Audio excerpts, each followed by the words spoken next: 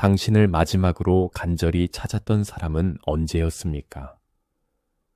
당신의 시간을 선물처럼 소중히 여기고 당신의 부재를 상실처럼 아파하며 당신의 한마디가 방 안의 공기를 뒤바꿨던 순간은 언제였습니까? 만약 지금 곧바로 떠오르는 기억이 없다면 당신은 그저 평범한 삶을 살고 있는 것입니다. 요즘 많은 사람들이 관심을 갈망합니다. 그들은 끊임없이 쫓습니다. 관심을 구걸하고 애써 자신을 드러내고 사랑받기 위해 몸부림칩니다. 그러나 돌아오는 것은 차갑고 무심한 시선, 마치 당신의 존재가 당연하다는 듯한 태도, 때로는 대놓고 무시하는 잔인한 침묵뿐입니다. 그러나 어떤 이들은 다릅니다. 그들은 결코 뒤쫓지 않습니다. 그러나 오히려 사람들이 그들을 향해 달려옵니다. 그들은 결코 구걸하지 않습니다. 그러나 오히려 더 간절히 갈망하게 만듭니다. 이 차이는 무엇일까요? 외모일까요? 돈일까요? 지위일까요? 운일까요? 아닙니다. 차이는 그들이 스스로를 어떻게 대하는지에 있습니다. 그리고 그것이 다른 사람들이 그들을 어떻게 대하는지를 결정합니다. 칼 융은 이것을 개성화라고 불렀습니다. 자신의 진정한 본질을 발견하고 그 본질에 맞게 살며 다른 사람들이 그 가치를 인정하지 않을 수 없게 만드는 과정. 이것은 거만함도 아니고 이기심도 아닙니다. 이것은 자기 존중과 내적 권력의 문제입니다. 오늘 우리는 철학과 심리학의 지혜를 빌려 당신을 흔한 소모품에서 희귀한 보석으로, 단순한 필요에서 간절한 욕망으로, 그저 편리한 존재에서 결코 당연시할 수 없는 특권으로 바꾸어줄 10가지 열쇠를 열어갈 것입니다. 이것은 얕은 술수나 치밀한 계산의 결과가 아닙니다. 이는 스스로를 존중하는 법을 배우고 내면에 잠든 힘을 깨워 마치 은은히 타오르는 불꽃처럼 억지로 쫓지 않아도 빛으로 사람들을 끌어당기는 길입니다. 그러나 이 길은 결코 꽃길만은 아닙니다. 때로는 아직 인정받지 못하는 초라한 씨앗처럼 버텨야 하고 외로움이라는 긴 겨울밤을 견뎌야 하며 익숙했던 습관과 오래된 사람들을 과감히 놓아야 합니다. 그러나 바로 그 시련 속에서 당신은 흔들리지 않는 나무가 되어 세상의 바람 속에서도 꺾이지 않는 매력을 발산하게 될 것입니다. 그러나 이 길을 걸을 때 놀라운 변화가 시작됩니다. 사람들이 당신을 다르게 보기 시작할 것입니다. 그들은 당신의 의견을 더 귀하게 여기고 당신의 시간을 더 소중히 여기며 당신의 존재를 더 감사하게 여길 것입니다. 첫 번째, 쫓음을 내려놓고 자기 자신을 우선하라. 인간 심리학에서 가장 역설적인 진실 중 하나는 이것입니다. 무언가를 쫓을수록 그것은 당신에게서 멀어진다. 당신이 사랑을 추구할수록 사랑은 도망갑니다. 당신이 존중을 애걸할수록 존중은 사라집니다. 당신이 성공을 강박적으로 추적할수록 성공은 당신을 피합니다. 쇼펜하워는 이렇게 말했습니다. 행복은 나비와 같다. 쫓을수록 도망가지만 조용히 앉아 있으면 어깨에 내려앉는다. 이 말은 단순한 시적 비유가 아닙니다. 이것은 인간 관계와 삶의 근본 법칙을 드러냅니다. 추격의 심리적 역설. 왜 이런 일이 일어날까요? 왜 우리가 간절히 원하는 것을 쫓을수록 그것은 더 멀리 달아나는 걸까요? 첫째, 추격은 결핍의 신호이기 때문입니다. 당신이 누군가의 관심을 간절히 원한다는 것은 무의식적으로 이렇게 말하는 것과 같습니다. 나는 충분하지 않다. 나는 너 없이는 가치가 없다. 프로이트는 인간의 무의식을 탐구하며 이렇게 말했습니다. 욕망은 충족에서가 아니라 결핍에서 태어난다. 결핍에서 출발한 욕망은 상대방에게 불안을 줍니다. 당신이 누군가에게 집착할수록 그들은 압박을 느끼고 도망가고 싶어집니다. 둘째, 가치는 희소성에서 나오기 때문입니다. 경제학의 기본 원리와 같습니다. 금이 귀한 이유는 많지 않기 때문이고 물은 흔하기에 당연시됩니다. 사람의 관심도 마찬가지입니다. 너무 쉽게 얻어지는 관심은 값이 떨어집니다. 너무 쉽게 허락되는 시간은 가볍게 취급됩니다. 니체는 말했습니다. 너 자신을 위대한 예술품처럼 다루어라. 그러면 세상은 너를 감히 흔하게 대하지 못할 것이다. 추격을 멈추어야 한다는 원리를 설명하는 가장 좋은 비유 중 하나가 사냥꾼과 사슴입니다. 사냥꾼이 활을 들고 사슴을 쫓으면 사슴은 더 깊은 숲속으로 달아납니다. 사슴은 쫓기는 순간 본능적으로 도망칩니다. 그러나 만약 사냥꾼이 조용히 숲속에 앉아 기다린다면 사슴은 언젠가 스스로 다가옵니다. 인간관계도 같습니다. 우리가 누군가를 쫓을 때 그들은 본능적으로 거리를 두려워합니다. 그러나 우리가 스스로를 선택하고 자기 자리에 뿌리 내릴 때 사람들은 마치 호기심 어린 사슴처럼 우리에게 다가옵니다. 추격은 단순히 문자 폭탄을 보내거나 끊임없이 집착하는 것만을 의미하지 않습니다. 추격은 더 은밀한 방식으로도 나타납니다. 연애에서 상대방의 눈치를 보며 끊임없이 맞추려 애쓰는 것. 직장에서 상사의 인정을 받기 위해 무리하게 야근하거나 불필요하게 아부하는 것. 우정에서 친구가 나를 버릴까 두려워 모든 부탁을 다 들어주는 것. SNS에서 좋아요와 댓글 수에 집착하며 타인의 반응으로 자존감을 확인하는 것. 이 모든 것이 추격입니다. 그리고 이 모든 것은 우리를 덜 매력적으로 만듭니다. 추격의 심리를 설명하는 또 다른 비유는 불꽃과 나방입니다. 불꽃은 그저 타오릅니다. 나방이 몰려드는 것은 불꽃이 쫓아갔기 때문이 아닙니다. 그저 빛나고 그 자리에 있기 때문에 나방이 다가오는 것입니다. 당신도 마찬가지입니다. 당신이 스스로의 삶을 빛나게 하면 사람들은 당신에게 끌립니다. 하지만 당신이 나방을 쫓기 시작하면 불꽃은 꺼지고 맙니다.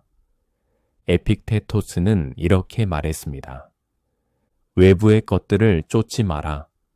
네가 통제할 수 있는 것은 오직 너 자신이다. 공자는 말했습니다. 군자는 자신에게서 찾고 소인은 남에게서 찾는다. 이 말들의 공통점은 명확합니다.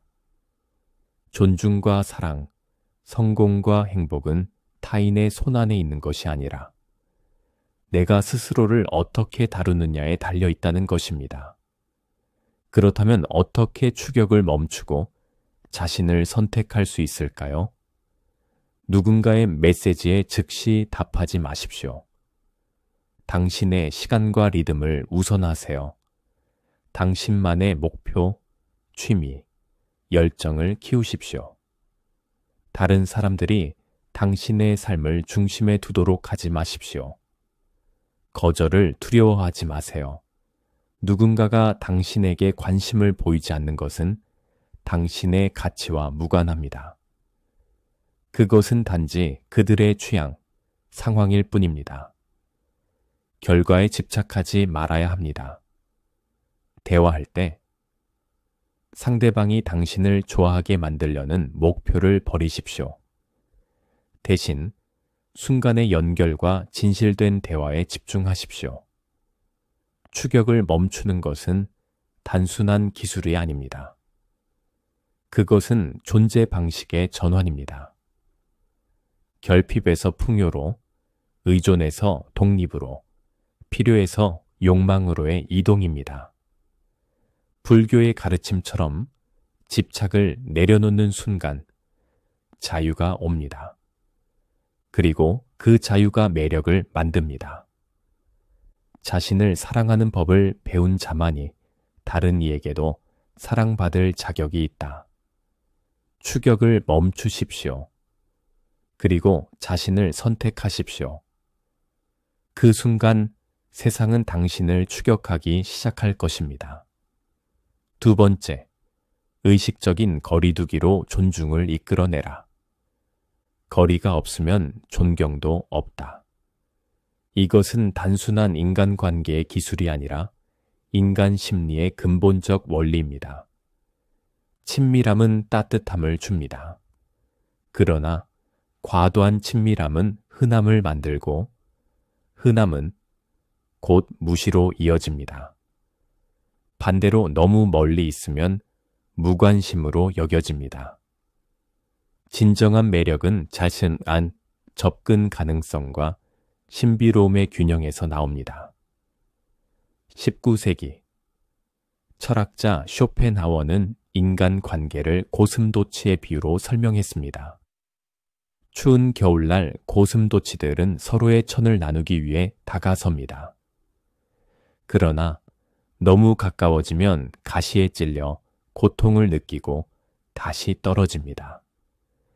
결국 그들은 적당한 거리를 찾아냅니다. 우리 인간 관계도 마찬가지입니다. 전략적 분리는 냉정해지거나 차갑게 굴라는 뜻이 아닙니다. 그것은 의도적으로 거리를 두고 나의 시간 에너지, 관심을 존중하는 방식입니다. 감정적으로 타인의 기분에 휘둘리지 않고 나의 평정을 지킨다. 물리적으로 항상 즉시 이용 가능하지 않고 선택적으로 시간을 쓴다. 정신적으로 타인의 생각과 동일시하지 않고 독립적인 사고를 유지한다. 에픽테토스는 이렇게 말했습니다. 남의 노예가 되지 말라. 다른 사람의 기분에 당신의 영혼을 내어주지 말라. 사람 사이의 거리를 설명하는 또 다른 비유는 태양과 그림자입니다. 태양이 너무 가까이 오면 모든 것을 태워버립니다. 태양이 너무 멀어지면 얼어붙습니다. 적절한 거리에 있을 때 햇빛은 따뜻함을 주고 생명을 키웁니다.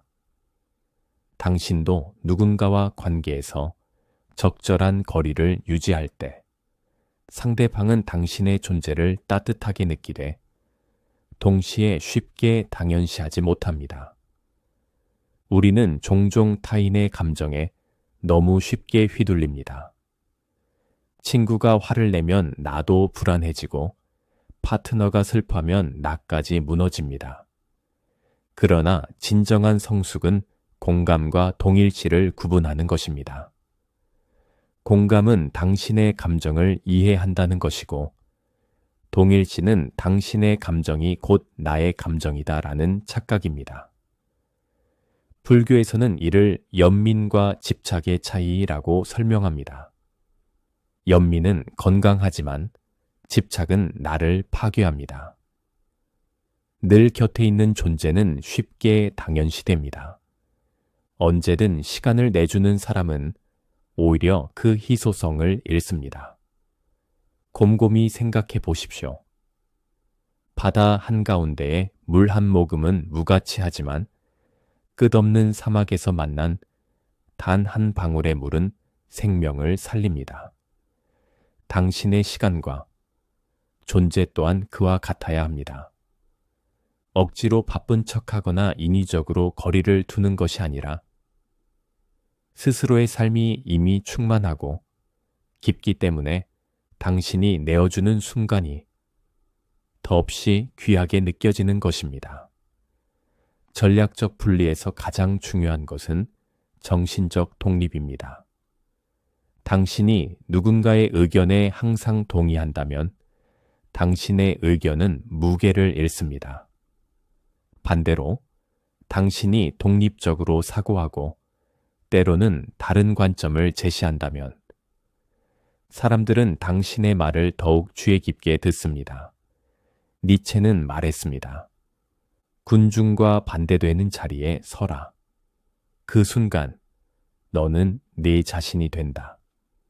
매일 24시간 연락하는 관계는 처음엔 달콤하지만 금세 지루해집니다. 일정한 거리를 둘 때 상대는 당신의 부재를 느끼고 그리워합니다.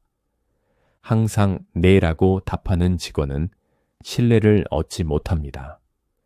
그러나 필요할 때는 동의하지만 잘못된 것에는 조용히 반대하는 직원은 존중받습니다.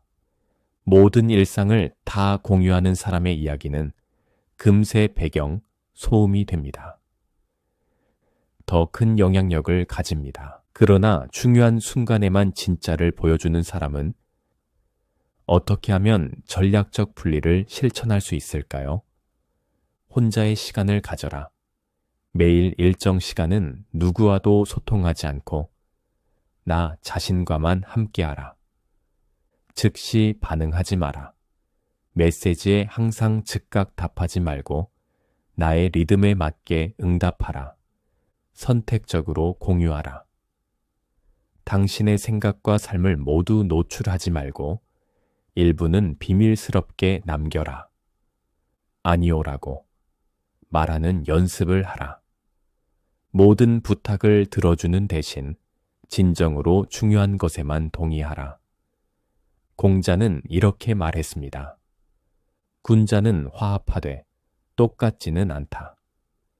즉, 가까울 수는 있지만 완전히 동일시되지는 않습니다. 윤근 개성화의 과정에서 자신과 타인을 구분하는 것을 가장 중요한 단계로 보았습니다. 자신의 내면을 잃어버린 사람은 아무리 많은 관계 속에 있어도 진정한 매력을 가질 수 없습니다.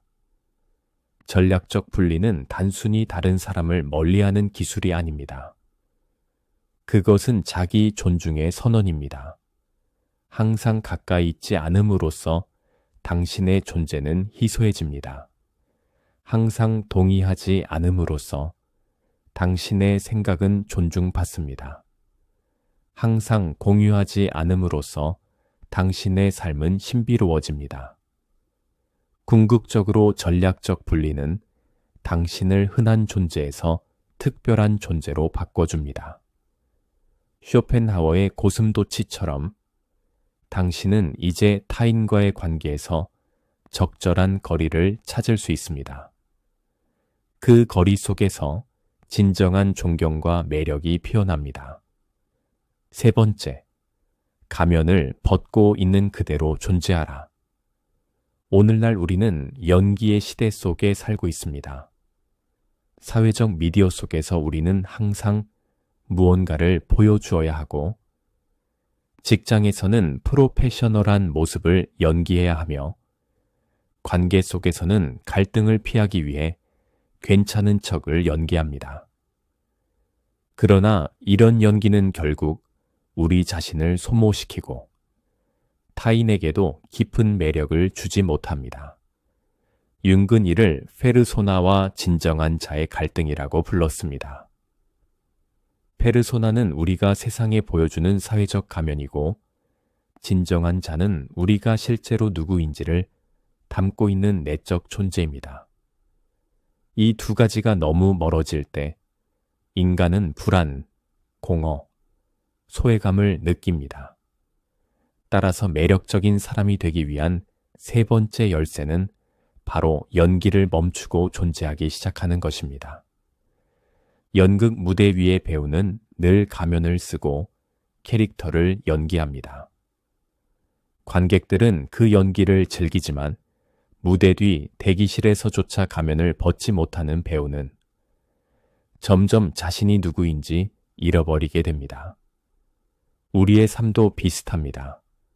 회사에서 능력 있는 직원, 집에서는 완벽한 부모, 친구들 사이에서는 재미있는 사람을 연기하다 보면 정작 나는 어디에 있는가?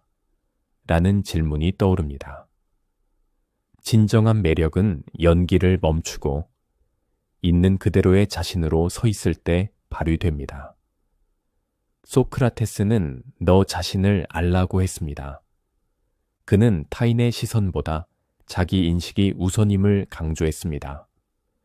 니체는 말했습니다. 너 자신이 되어라. 다른 모든 사람은 이미 누군가가 되어 있다. 이는 비교와 모방이 아닌 진정성으로부터 오는 힘을 뜻합니다. 융은 개성화 과정에서 이렇게 말했습니다. 인간의 고통은 가면과 진짜 자아 사이의 거리에서 비롯된다. 왜 진정성이 매력적인가? 희귀성. 대부분의 사람들이 연기하는 세상에서 진짜는 드물다. 안전감. 진짜로 다가오는 사람 옆에서는 방어심이 줄어든다. 허가. 누군가가 진정한 자신일 때 다른 이들도 가면을 벗을 용기를 얻는다. 따라서 연기를 멈추는 것은 단순한 선택이 아니라 사람들을 끌어당기는 자석입니다. 항상 네, 알겠습니다. 라고 말하는 직원은 무난하지만 매력적이지 않고 필요할 때 의견을 내고 모른다고 말할 수 있는 직원은 신뢰를 얻습니다. 완벽한 파트너처럼 보이려고 자기 취향과 감정을 숨기는 사람은 결국 피로해지고 있는 그대로 좋아하는 음악, 솔직한 감정을 표현할 때 관계는 더 깊어집니다. 지나치게 꾸며진 모습은 잠시 좋아요를 얻을지 몰라도 오래 남지 않고 진짜 고민, 진짜 생각을 드러내는 글이 사람들의 마음을 울립니다. 인공 향수는 강렬하지만 금세 익숙해집니다. 그러나 꽃의 자연스러운 향은 은은하지만 오래 기억에 남습니다. 진정성은 향수 같은 연기가 아니라 꽃 같은 자연스러움에서 나옵니다. 사람들은 꾸며낸 매력보다 본연의 향기에 더 오래 끌립니다. 연기를 멈추고 존재하기 위해 구체적으로 할 수 있는 일들을 알아보겠습니다. 작은 의견 표현부터 시작하라. 오늘 점심 메뉴, 보고서의 작은 부분처럼 사소한 것부터 내 생각을 말하라. 감정을 숨기지 마라.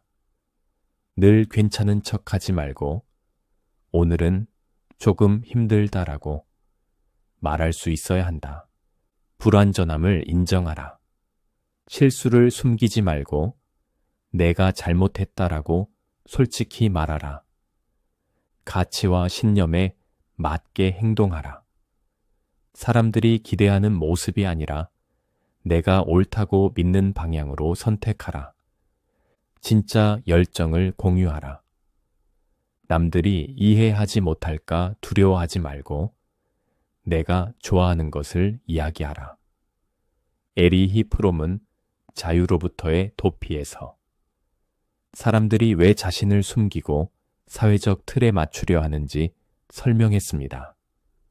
그는 인간은 자유를 두려워해 타인의 승인에 자신을 맡긴다고 했습니다. 그러나 진짜 자유와 매력은 타인의 승인에서 독립하는 순간 시작됩니다. 연기를 멈추고 존재하기 시작하는 것은 쉽지 않습니다. 비판과 거절을 감수해야 하기 때문입니다. 그러나 그 취약함 속에서 진정한 힘이 드러납니다. 가면 뒤에 숨어 있을 때 사람들은 당신을 쉽게 잊습니다. 그러나 당신이 진짜 자신으로 설 때 사람들은 결코 당신을 잊지 못합니다. 에머스는 이렇게 말했습니다. 진정한 자신을 드러내는 것은 세상에서 가장 위대한 용기다.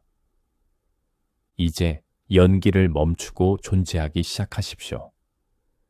그 순간 당신은 더 이상 흔한 사람이 아니라 자기만의 고유한 빛을 발하는 존재가 됩니다. 네 번째, 당신이 허용하는 방식이 곧 타인의 태도를 결정한다. 사람들은 당신이 허용하는 만큼만 당신을 대한다. 이 말은 단순한 경험칙이 아니라 관계의 근본 법칙입니다. 우리는 종종 이렇게 불평합니다. 왜 사람들은 나를 당연하게 여길까? 왜 자꾸만 내 경계를 무너뜨릴까? 왜 내가 희생만 하는 것 같을까? 그 이유는 단순합니다. 당신이 그것을 허용했기 때문입니다. 융은 이것을 투사와 역투사의 과정으로 설명했습니다. 즉, 다른 사람들은 우리가 자신을 어떻게 대하는지를 보고 그에 맞추어 우리를 대하게 됩니다. 강물이 아무리 힘차게 흘러도 제방이 없다면 곧 범람의 땅을 삼킵니다. 그러나 단단한 제방이 있으면 강물은 길을 따라 흘러가며 아름다운 경관을 만듭니다. 인간 관계도 같습니다. 당신이 명확한 경계를 세우지 않으면 타인의 욕구와 요구는 끝없이 당신의 삶을 잠식합니다. 경계는 단절을 의미하는 것이 아니라 오히려 건강한 흐름을 유지하기 위한 질서입니다. 에리히 프롬은 사랑은 주는 것이지만 동시에 자기 자신을 존중하는 훈련이다 라고 말했습니다. 즉, 나를 존중하지 않으면서 타인을 존중하는 것은 불가능합니다. 버너드 로젠버그는 말했습니다. 당신이 받아들이는 것이 곧 당신이 다른 사람에게 보내는 교육이다. 다시 말해, 한 번의 묵인이 평생의 패턴을 만들 수 있습니다. 상대가 약속을 반복적으로 어기는데도 묵인하면 그는 당신의 시간을 소중히 여길 이유를 잃습니다. 그러나 한두 번은 이해하더라도 반복될 때 단호히 말한다면 상대는 당신의 시간을 존중하기 시작합니다. 상사가 업무 시간을 넘어 계속 연락하는데 아무 말도 하지 않으면 그것이 당연한 것이 됩니다. 그러나 저녁 이후에는 응답이 어렵습니다. 라고 명확히 말한다면 당신은 존중받는 선례를 만듭니다. 친구가 계속 부탁만 하고 당신의 필요는 무시할 때 계속 들어주면 결국 이용당합니다. 그러나 이건 내 상황상 어렵다라고 말하면 관계는 균형을 되찾습니다. 공자는 이렇게 말했습니다. 자신을 존중하면 남도 존중한다. 즉, 자기 대우가 곧 남의 대우를 결정한다는 뜻입니다. 칸트는 인간을 목적 그 자체로 대하라고 했습니다. 스스로를 목적 그 자체로 존중할 때 다른 사람들도 당신을 수단이 아니라 가치 있는 존재로 대합니다. 당신이 받아들이는 것으로 다른 사람들을 가르치는 구체적 방법을 제시합니다. 작은 무시에 반응하라. 약속 시간에 반복적으로 늦는 친구에게 나는 시간을 중요하게 여긴다. 라고 분명히 말하라. 일관성을 유지하라. 어떤 날은 허용하고 어떤 날은 거부하면 상대는 혼란을 느낀다. 경계는 단단하고 일관되어야 한다. 긍정적 행동을 강화하라. 누군가 당신을 존중했을 때 고맙다는 표현을 아끼지 말라. 이는 이런 대우가 옳다라는 메시지를 강화한다. 감정적 비난 대신 사실로 말하라. 넌 항상 무례해 대신 약속을 3번 어겼는데 내겐 그게 힘들다라고 구체적으로 말하라. 자신의 시간을 귀하게 여겨라. 당신이 스스로 시간을 하찮게 쓰면 타인도 그렇게 본다. 보석상에 놓인 보석이 가격표가 없다면 사람들은 그것을 유리 구슬처럼 다룹니다. 그러나 가격표가 달리고 진열대 안에 들어가면 사람들은 함부로 만지지 못하고 조심스럽게 대합니다. 당신의 시간, 감정, 존재에도 가격표가 붙어 있어야 합니다. 그 가격표는 당신이 스스로 매기는 것이고 다른 사람은 그것을 보고 어떻게 대할지 배웁니다. 당신은 매 순간 다른 사람에게 나를 어떻게 대해야 하는지를 가르치고 있습니다. 당신이 침묵으로 허용한 것은 상대가 괜찮다고 배우게 됩니다. 당신이 단호히 거부한 것은 상대가 넘지 말아야 할 선으로 배우게 됩니다. 따라서 경계는 사랑의 반대가 아닙니다. 경계는 사랑을 지키는 울타리입니다. 융의 말처럼 우리가 자신을 존중할 때 세상도 우리를 존중하게 된다. 이제 당신의 삶에 단단한 제방을 세우십시오. 그 순간부터 타인과의 관계는 범람이 아니라 조화로운 흐름을 만들어낼 것입니다.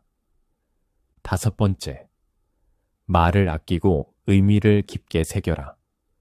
우리는 말의 시대에 살고 있습니다. SNS, 메신저, 이메일, 회의, 술자리, 끊임없는 말과 정보가 세상을 가득 채웁니다. 그러나 아이러니하게도 말이 많아질수록 그 가치와 무게는 가벼워집니다. 반대로 적게 말하는 사람은 사람들의 귀를 사로잡습니다. 그들의 말은 배경 소음이 아니라 마치 고요 속에서 울리는 종소리처럼 주의를 집중시킵니다. 국에 소금을 너무 많이 넣으면 맛은 사라지고 짠맛만 남습니다. 그러나 꼭 필요한 만큼만 넣으면 그 국물은 깊은 풍미를 냅니다. 말도 마찬가지입니다.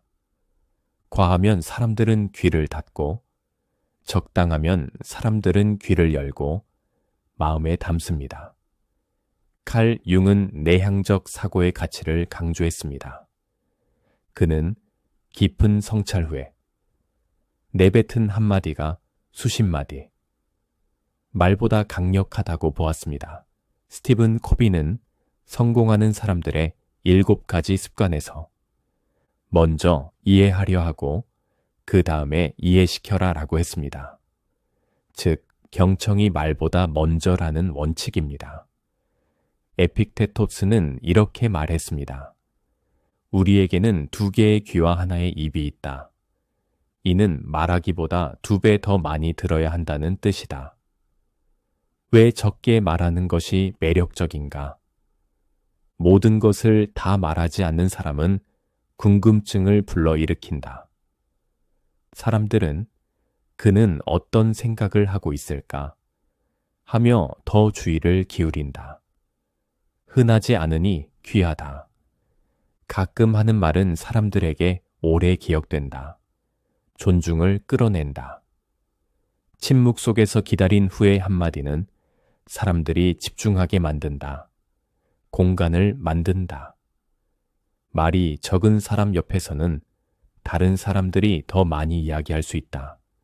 이는 상대방에게 이해받고 있다는 느낌을 준다.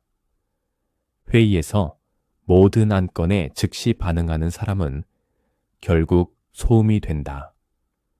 그러나 잠시 침묵 후 정리된 의견을 말하는 사람은 키 플레이어가 된다. 연애에서 끊임없이 말하며 침묵을 두려워하는 사람은 가볍게 여겨진다. 그러나 조용히 상대의 말을 들어주고 가끔 던지는 진심 어린 말은 깊은 울림을 준다. 매일 수십 개의 글을 올리는 계정보다 가끔 의미 있는 글을 올리는 계정이 더 영향력을 가진다.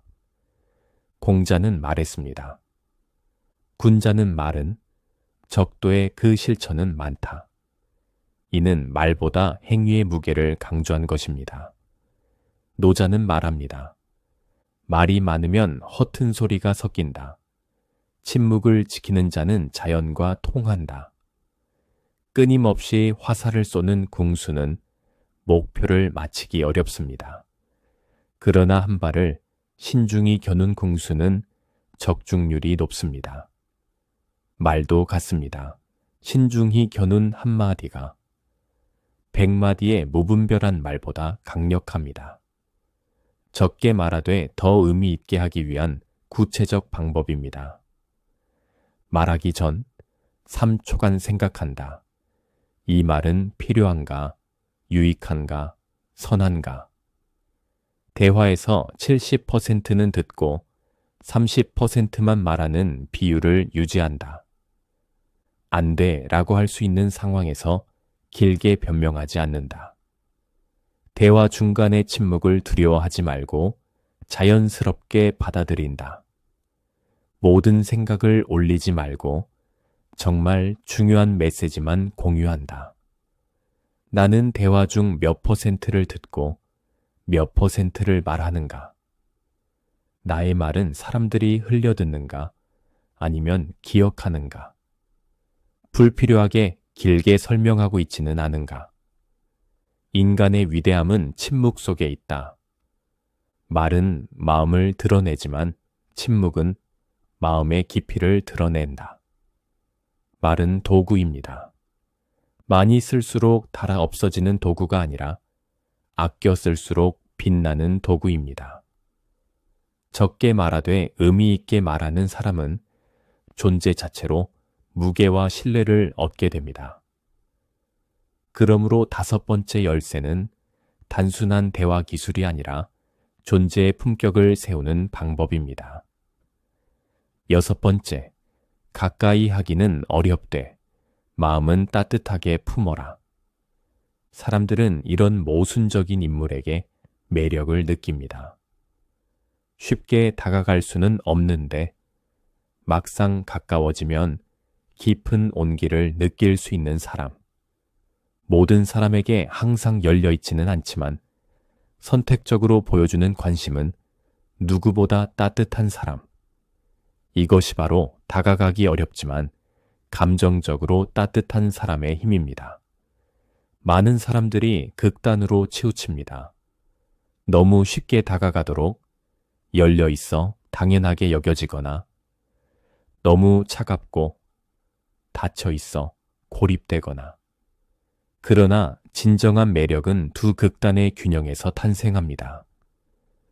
겨울날 성문이 활짝 열려 있다면 누구나 자유롭게 들어와 난로에 불을 쓰다가 그냥 떠납니다. 결국 불은 금세 꺼지고 난방은 유지되지 못합니다. 반대로 성문을 굳게 닫아 누구도 들이지 않는다면 그 불은 혼자만의 것이 되어 따뜻함을 나눌 수 없습니다. 가장 이상적인 상태는 무엇일까요? 문은 단단히 지켜지지만 진정으로 소중한 이들을 맞이하면 따뜻하게 불을 나누는 것. 칼, 융은 개성화 과정에서 과도한 동일시를 경계했습니다. 자신을 무조건 개방하면 자아의 경계가 무너지고 결국 개별성을 잃게 됩니다. 그러나 동시에 지나친 차단은 사회적 단절을 불러옵니다. 존 보울비의 애착이론은 안정적 인간관계가 안전한 거리와 따뜻한 반응의 균형에서 형성된다고 설명합니다. 브레네 브라운은 취약성을 연구하며 말했습니다. 우리는 스스로를 보호하려고 벽을 쌓지만 그 벽은 동시에 따뜻함과 친밀감을 막는다. 즉, 경계와 따뜻함은 동시에 필요합니다. 왜 매력적인가? 쉽게 얻을 수 없는 관심은 소중해진다. 모든 사람에게 열려 있지 않기에 당신의 따뜻함은 특별하게 느껴진다. 차갑지 않으니 정서적으로 안정감을 주고 그러나 너무 쉽게 다가갈 수 없으니 사람들에게 도전 의식을 불러일으킨다. 소수에게만 보여주는 깊은 관심은 관계를 더 의미 있게 만든다. 항상 즉각적으로 반응하는 사람은 쉽게 지루해진다. 그러나 선택적으로 시간을 내주고 그 순간에는 따뜻하게 집중하는 사람은 오래 기억된다. 누구의 부탁이든 다 들어주는 사람은 결국 예스맨으로 소모된다.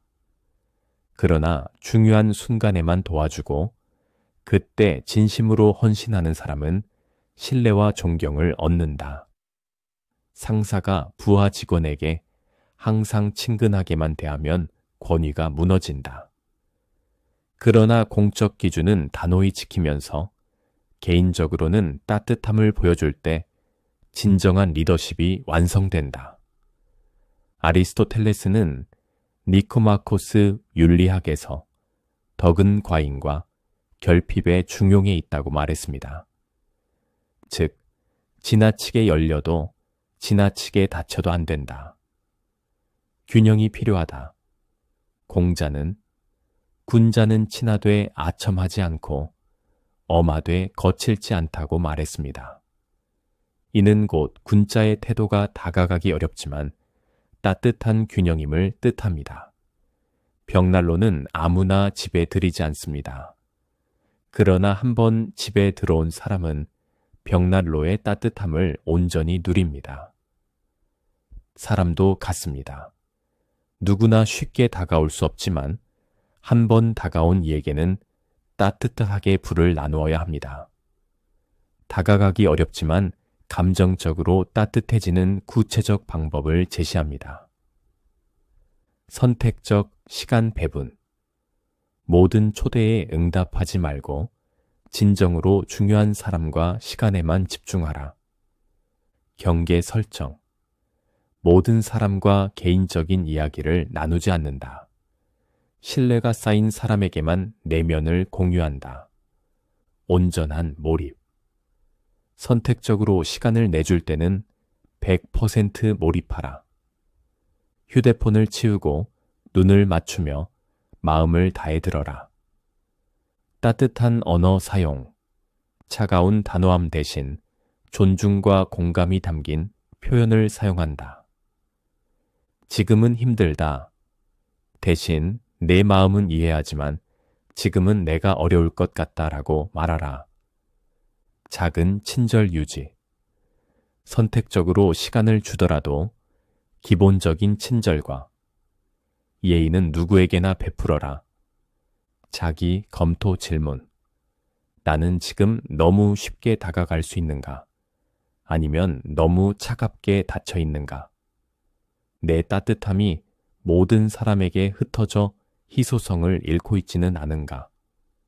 소중한 이들과의 시간에서 나는 정말 따뜻하게 몰입하고 있는가?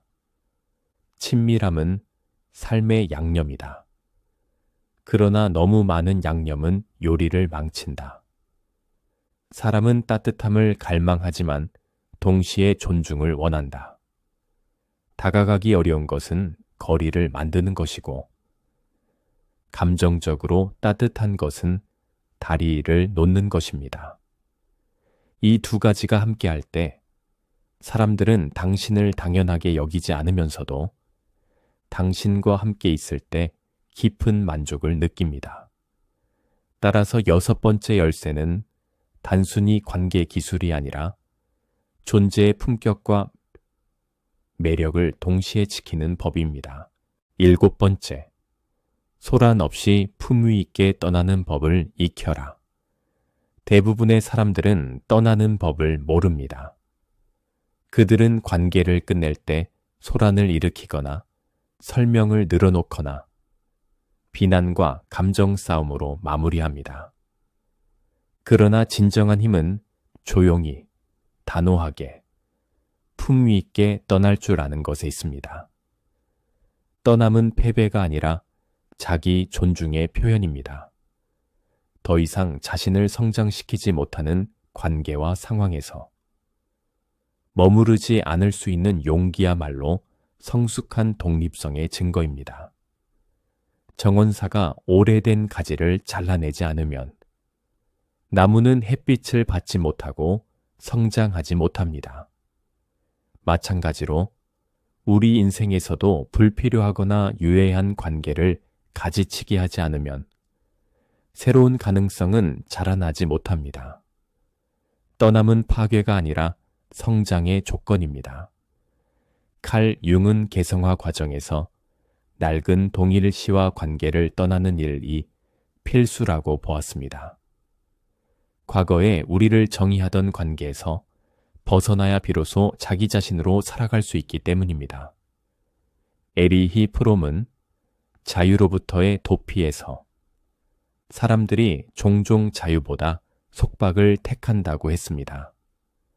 떠나는 용기를 내지 못하기 때문에 불행한 관계나 상황에 안주한다는 것입니다. 빅터 프랭클은 말했습니다. 삶은 우리에게 늘 무엇을 붙잡을 것인가, 무엇을 내려놓을 것인가를 묻는다. 왜 드라마 없는 떠남이 강력한가?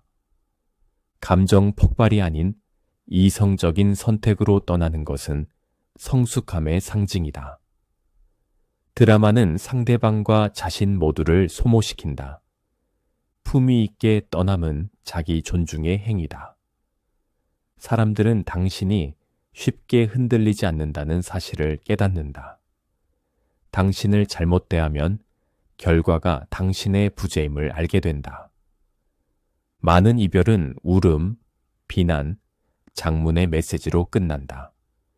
그러나 차분히 이 관계가 더 이상 우리를 성장시키지 않는다. 라고 말하며 떠나는 사람은 오히려 더 기억된다. 회사를 떠날 때 험담과 불평으로 마무리하면 평판이 손상된다. 그러나 감사와 존중을 표하며 조용히 새로운 길로 향하는 사람은 어디서든 환영받는다. 오래된 친구가 더 이상 가치와 목표를 공유하지 않을 때, 비난이 아닌 자연스러운 거리두기로 관계를 정리할 수 있다. 스토아 철학자 세네카는 말했습니다. 삶의 예술은 붙잡는 법보다 놓는 법에서 드러난다. 공자 역시 배웠습니다. 군자는 화합하되 똑같아지지 않는다. 이는 자신과 맞지 않는 상황에서는 억지로 섞이지 않고 물러날 줄 안다는 뜻입니다. 배가 더 이상 머물 가치가 없는 항구에 오래 정박하면 결국 배는 썩고 파손됩니다. 떠남은 닻을 올리고 새로운 바다로 나아가는 행위입니다. 그리고 그것은 새로운 기회의 시작이 됩니다. 드라마 없이 떠나는 방법입니다. 설명 최소화. 나는 이 관계가 내게 더 이상 맞지 않는다. 나는 다른 길을 가야 한다. 긴 설명이나 변명은 필요 없다. 비난하지 말라. 떠남은 선택이지 심판이 아니다. 상대를 악으로 만들 필요는 없다. 점진적 거리두기. 갑작스러운 단절 대신 점차 접촉을 줄여 자연스럽게 관계를 정리한다. 새로운 것에 집중. 떠난 이유에 매달리지 말고 새로운 기회와 성장에 에너지를 쏟는다. 일관성 유지. 떠나기로 했으면 다시 흔들리지 않는다. 결정을 고수함으로써 존중을 얻는다. 자기 검토 질문. 나는 불필요한 관계를 붙잡고 있지는 않은가? 떠날 때 감정을 폭발시켜 내 존엄을 손상시키지 않았는가? 내가 떠난 자리에서 남긴 인상은 어떤 것일까? 인생은 이별과 만남의 연속이다. 그러나 이별이 품위 있을 때 만남도 더 고귀해진다. 때로는 떠나는 것이 남아있는 것보다 더 큰 사랑이다. 떠남은 끝이 아니라 새로운 시작입니다. 드라마 없는 떠남은 자기 존중과 내적 힘을 드러내는 최선의 방식입니다. 사람들은 결국 이렇게 깨닫습니다. 그는 싸우며 떠나지 않았다. 조용히, 그러나 단호하게 떠났다. 그리고 그래서 더 깊이 기억된다. 따라서 7번째 열쇠는 단순한 관계 기술이 아니라 삶을 성숙하게 살아내는 철학입니다. 8번째, 내적 평화를 군주의 권위처럼 지켜라. 진정한 힘은 언제 드러날까요? 많은 사람들은 목소리를 높이고 분노를 폭발시키고 상대를 제압할 때 힘이 드러난다고 생각합니다. 하지만 진정한 권력은 정반대의 모습에서 나타납니다. 왕족 같은 품위, 내적 평화를 지키는 능력 말입니다. 왕은 모든 다툼에 직접 뛰어들지 않습니다. 황제는 모든 소문과 비난에 반응하지 않습니다. 그들은 자신들의 자리가 흔들리지 않음을 알기에 침묵 속에서도 권위를 유지합니다. 평화를 지키는 사람은 흔들리지 않습니다. 그리고 바로 그 침착함이 다른 사람들에게 깊은 인상을 남깁니다. 폭풍이 몰아쳐도 깊은 연못의 바닥은 고요합니다. 수면은 요동치지만 그 아래는 여전히 평화롭습니다. 사람도 마찬가지입니다. 외부 상황은 늘 요동치지만 내면의 중심을 지키는 사람은 흔들리지 않습니다. 그리고 그런 평정심이야말로 존중과 매력의 원천입니다. 칼 융은 개성화된 사람은 외부의 혼란에도 중심을 잃지 않는다고 말했습니다. 내면의 평화가 확보되어야만 진정한 자기 실현이 가능하다는 뜻입니다. 알프레드 애들러는 인간관계에서 열등감이 갈등의 주요 원인이라 했습니다. 자기 안의 불안을 다스리지 못하면 우리는 외부에 그것을 투사해 다툼을 일으킵니다. 에픽테토스 같은 스토아 철학자는 이렇게 말했습니다. 당신을 괴롭히는 것은 사건이 아니라 그것을 해석하는 당신의 생각이다.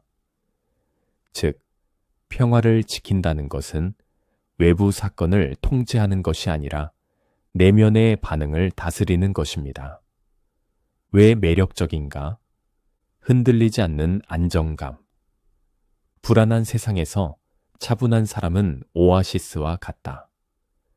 사람들은 본능적으로 그 곁에 머물고 싶어도 한다. 존중을 불러일으킴. 쉽게 화내지 않는 사람은 오히려 더 무겁게 받아들여진다. 그의 말은 드물지만 그만큼 큰 힘을 가진다. 내적 권위의 상징.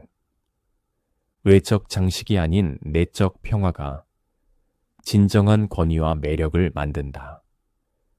위기 상황에서 소리치고 당황하는 상사는 신뢰를 잃는다.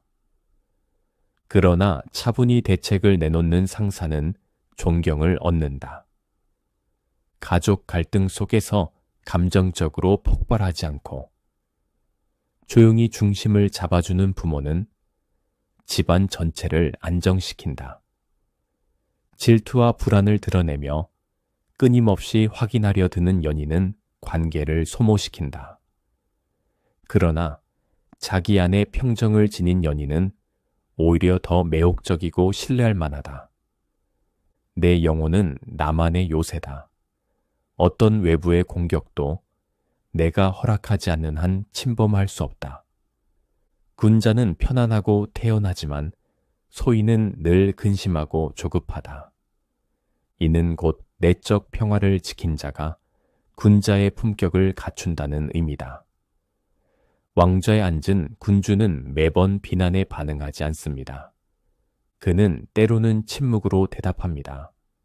왜냐하면 그의 권위는 이미 확립되어 있기 때문입니다. 평화를 지킨다는 것은 왕좌에 앉아 있다는 뜻입니다. 세상은 소란스럽지만 당신의 중심은 흔들리지 않습니다. 왕족처럼 평화를 지키는 방법을 알아보겠습니다. 갈등에 휘말리지 않기. 모든 논쟁에 참여할 필요는 없다. 이 주제에 대해 더 말하지 않겠습니다. 한마디로 마무리할 수 있다. 가십과 소문 피하기.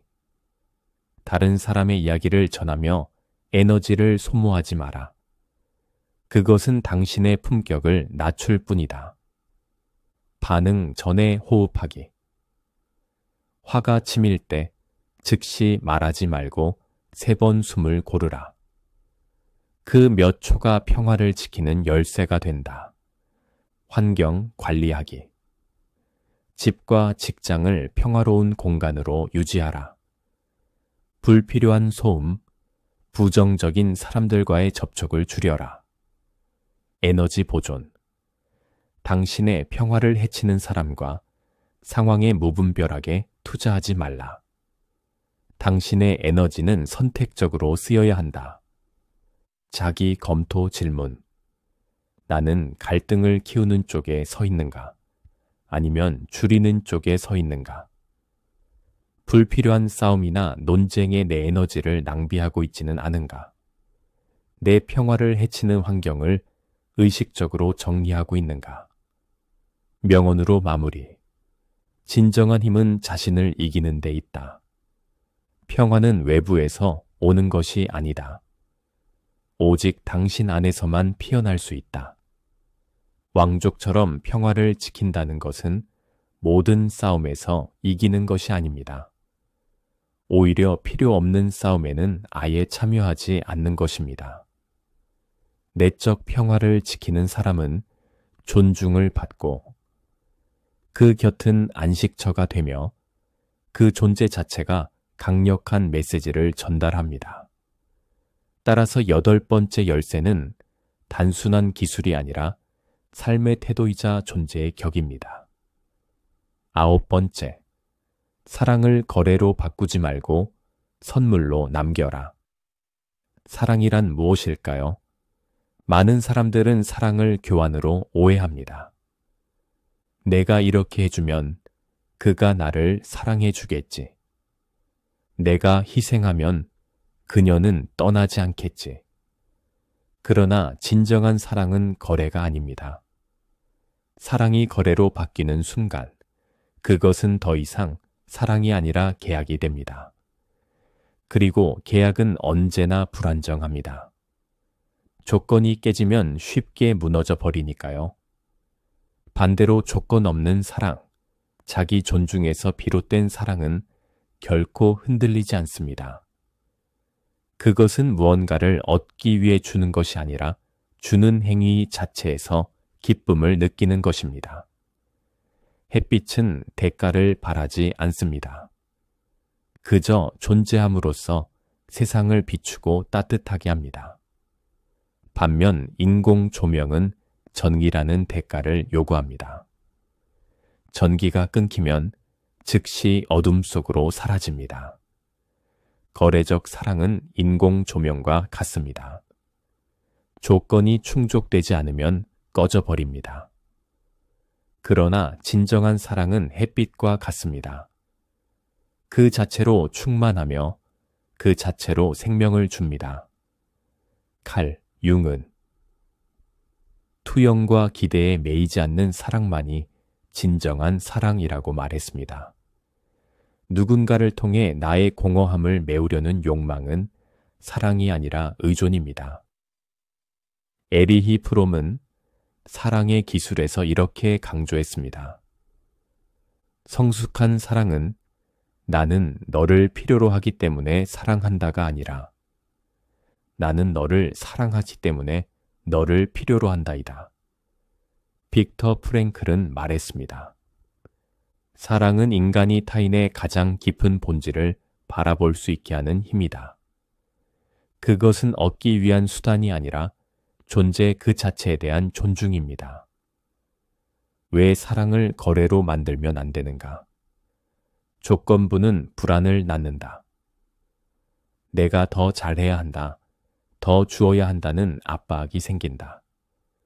결국 피로와 원망으로 이어진다. 상대방도 부담을 느낀다.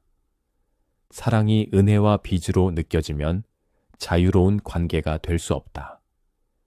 자기 가치를 훼손한다. 사랑을 얻기 위해 자신을 희생하거나 낮추는 순간 스스로를 상품화한다. 한쪽이 내가 이렇게 희생했으니 너도 나를 떠나면 안 돼 라고 한다면 그것은 더 이상 사랑이 아니라 협상이다. 부모가 내가 너를 위해 이렇게 살았으니 너는 내 뜻을 따라야 한다고 강요한다면 그것은 헌신이 아니라 거래적 기대다. 친구 사이에 내가 네 옆에 있어줬으니 너도 반드시 그래야 해라는 사고가 자리 잡으면 그것은 우정이 아니라 교환 관계다. 파울로 코엘료는 말했다. 사랑은 소유하려는 욕망이 아니라 자유롭게 하려는 용기다. 간디는 사랑을 가장 강력한 무기라고 불렀다. 거래적 사랑은 무기가 될 수 없지만 진정한 사랑은 세상을 바꾼다. 사랑을 거래로 여기는 사람은 수도꼭지와 같습니다. 돈을 내야 물이 나오고 대가가 끊기면 말라버립니다. 그러나 사랑을 거래로 만들지 않는 사람은 깊은 우물과 같습니다. 그 우물은 외부의 조건과 무관하게 스스로 샘솟습니다. 그래서 사람들은 그 곁에 머무르고 싶어 합니다. 사랑을 거래로 만들지 않는 방법입니다. 조건 없는 친절을 실천하라. 누군가에게 선행을 베풀 때 그 대가를 바라지 말라. 내가 해줬으니 너도 해라는 순간 그 친절은 거래가 된다. 자기 완전성을 인식하라. 당신은 이미 온전하다. 누군가가 당신을 완성시켜줄 필요는 없다.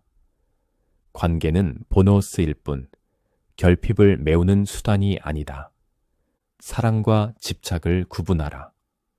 사랑은 자유를 준다. 집착은 상대를 묶어둔다. 기대보다 감사에 초점을 맞추라. 상대가 해준 것에 감사하되 해주지 않은 것에 원망하지 마라. 자기 사랑을 기르라. 자기 자신을 사랑하지 않는 사람은 타인을 통해만 확인을 얻으려 한다. 스스로를 존중할 때 비로소 조건 없는 사랑이 가능하다. 나는 사랑을 주면서 은밀히 대가를 기대하고 있지는 않은가? 내가 베푸는 친절은 진정한 마음에서 나온 것인가? 인정받기 위한 것인가? 나는 스스로 온전하다고 느끼는가? 아니면 타인을 통해서만 완전해진다고 믿는가? 사랑은 계산하지 않는다. 그것은 그저 행할 뿐이다. 진정한 사랑은 서로를 묶는 사슬이 아니라 서로를 날게 하는 날개다. 사랑을 거래로 만들지 않는다는 것은 사랑이 의무가 아니라 선물이 된다는 뜻입니다. 그럴 때 사람들은 당신 곁에서 더 자유롭고 당신의 사랑을 더 깊이 느낄 수 있습니다. 그리고 아이러니하게도 바로 이 자유로움이 당신을 더욱 매력적이고 특별하게 만듭니다. 사랑은 필요에서 나온 거래가 아니라 풍요에서 나온 선물일 때 가장 강력하다. 10번째 열쇠, 내 삶의 무대에서 주연이 되어라. 서두, 우리는 종종 남의 무대에서 조연처럼 살아갑니다. 상사의 기대, 부모의 바람, 사회의 기준, 연인의 요구 속에서 내 목소리는 뒷전이 되고 나는 내 인생의 엑스트라가 됩니다. 그러나 존중받는 사람, 매력적인 사람들은 다릅니다. 그들은 자기 삶의 무대에서 주연으로 서 있습니다. 다른 사람들은 조연일 뿐 감독도 각본가도 아닌 것입니다. 셰익스피어는 말했습니다. 세상은 하나의 무대이고 모든 남녀는 배우일 뿐이다. 그러나 어떤 배우는 항상 주연이고 어떤 배우는 늘 엑스트라로 남습니다. 니체는 말했습니다. 너의 삶을 예술 작품처럼 만들어라. 예술 작품은 모방이나 타협으로 만들어지지 않습니다. 대담하게 자신의 색을 내는 자만이 작품의 주인이 됩니다. 융은 개성화 과정에서 타인의 그림자가 아닌 자기 자신의 빛을 따르는 것을 강조했습니다. 이는 곧 삶의 무대에서 조연이 아니라 주연으로 선다는 말과 같습니다. 관객의 박수에 목매는 연주자는 늘 불안합니다.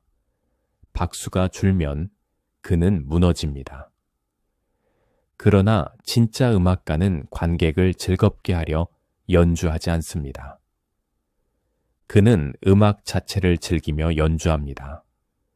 그리고 역설적으로 그런 연주일수록 관객은 더 열광합니다.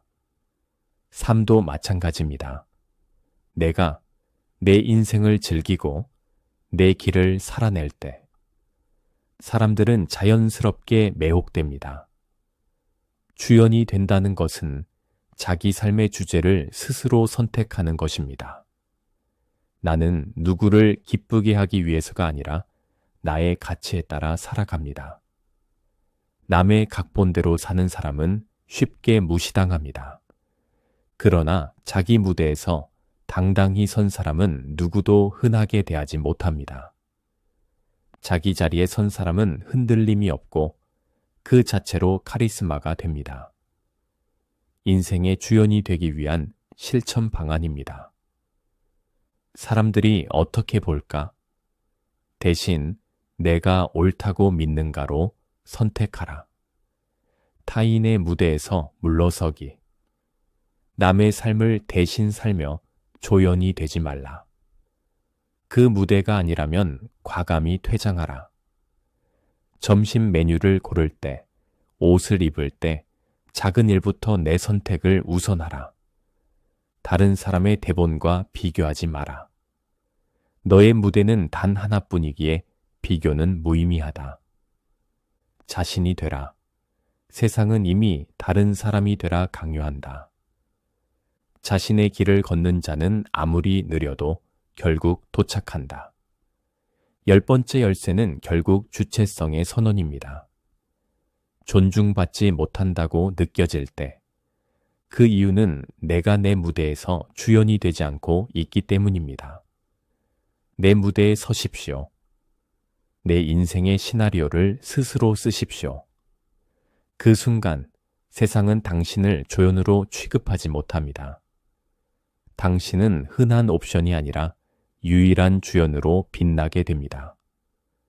우리가 탐구한 10가지 열쇠는 기술이 아닙니다. 그것은 삶의 태도, 자기 존중의 선언입니다.